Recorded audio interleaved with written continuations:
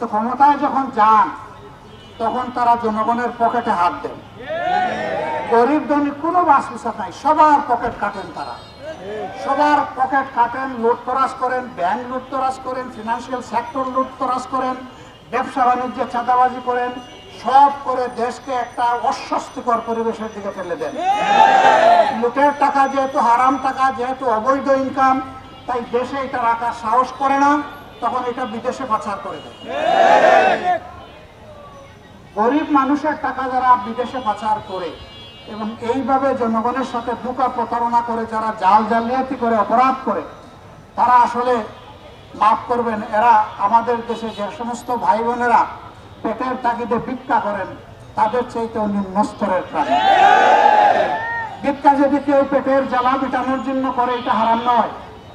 আল্লাহর বিধানে এটাকে হালাল রাখা হয়েছে এবং সম্পদশালীদেরকে উৎসাহিত করা হয়েছে, যারা গরিব তাদের দিকে সদয় দৃষ্টিতে দেখার জন্য, সদয় হাত বাড়ানোর জন্য।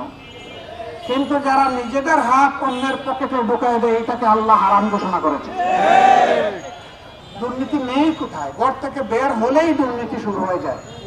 আপনি যেখানে যাবেন সেখানে দুর্নীতি, সেখানেই চাঁদাবাজি, মানুষ অতিষ্ঠ।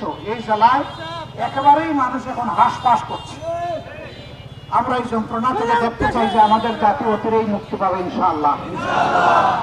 আমরা আপনাদেরকে আশ্বস্ত করছি, আল্লাহ তাআলা আপনাদের ভালোবাসায়, আপনাদের সমর্থনে, আল্লাহ তাআলা নিশ্চয় যদি আমাদেরকে এই দেশবাসীর খেদমত করার সুযোগ দেন, আপনাদেরকে সাথে নিয়ে সমস্ত দুর্বৃত্তদের হাতকে অবশ করে দেওয়া হবে। ব্যবসায়ী জায়গায় ব্যবসা করবে, চাকরিজীবীর জায়গায় চাকরি করবে, তারপরে বাড়তি কেউ খবরদারি করার কোন দুঃসাহস দেখাবে না ইনশাআল্লাহ। কোন জালিমের চোখ তাদের দিকে তুলে তাকানোর সাহস করবে না। আল্লাহ ছাড়া সে কাউকে ভয় করবে না। আমরা জনগণের মালিক হব না, আমরা ইনশাআল্লাহ হব জনগণের সেবক।